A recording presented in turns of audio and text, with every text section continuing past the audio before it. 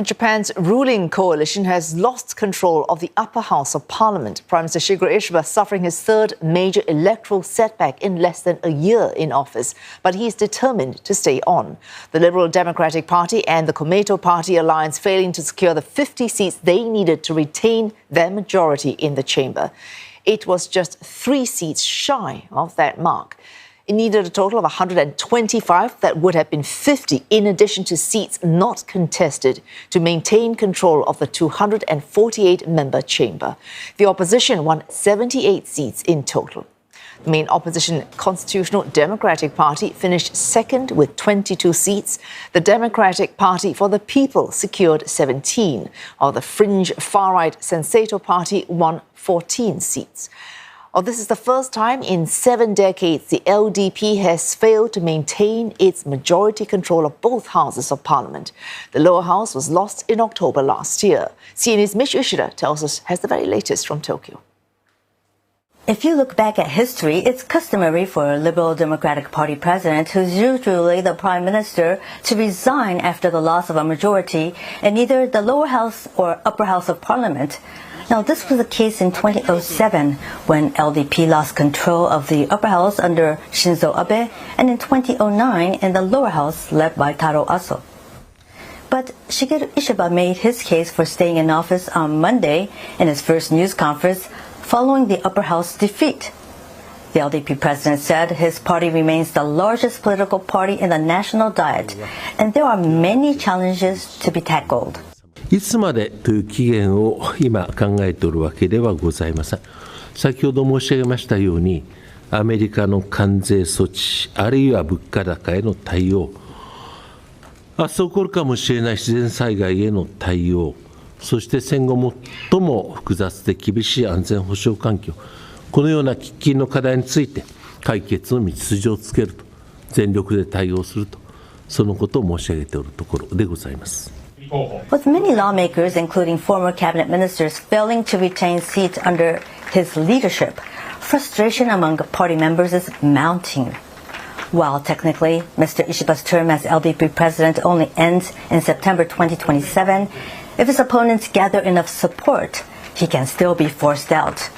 According to the LDP's party charter, an early presidential election can be triggered with majority support from both LDP lawmakers and local chapter heads, potentially paving the way to remove him from power. Mr. Ishiba's popularity is not just low among party lawmakers, with one media poll before the Sunday election putting the support rate for his cabinet at as low as 20%. 政権与党にとっては絶好のチャンスだったと思うんですよ。トランプさんの暴走であったり、米の価格が上がったりなんだり、一つでも解決してればね、バッと上がったチャンスだったのに、なんか我々には何の実感もなくてね、このままアメリカに押し切られるのかなとか。うまく税金を取ってもらうことが一番いいと思いますね。やっぱり稼いでる人間から取って、で稼げない人間からはもう少し、苦しい生活させないような形がいいと思います。Meanwhile, more young people decided to vote this time, raising the voter turnout to 58.5%, or a level not seen since 2007. And those votes, analysts say, went to new parties such as Democratic Party for the People and Sanseto, a far-right fringe group that campaigned to put Japanese first in issues such as immigration. Michiyo Ishida, CNN, Tokyo. Picking up of that Sensato Party, one of the biggest winners in this upper house elections. It landed 14 seats. Now, that is, in fact, 14 more than the single one it held before as it went into the poll. Sensato broke into mainstream Japanese politics at the height of the COVID-19 pandemic in 2020.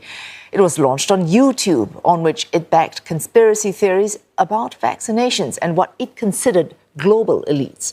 2 years later, party leader Sohei Kamiya won Sensato's first seat in the upper house, or his Japanese first campaign taking seeming inspiration from US President Donald Trump's nationalist and anti-immigration rhetoric. The movement seeming to resonate with younger voters frustrated with a growing population of foreign residents, with numbers hitting a record 3.8 million last year as companies turn to foreign workers amid a deepening labor shortage and an aging society.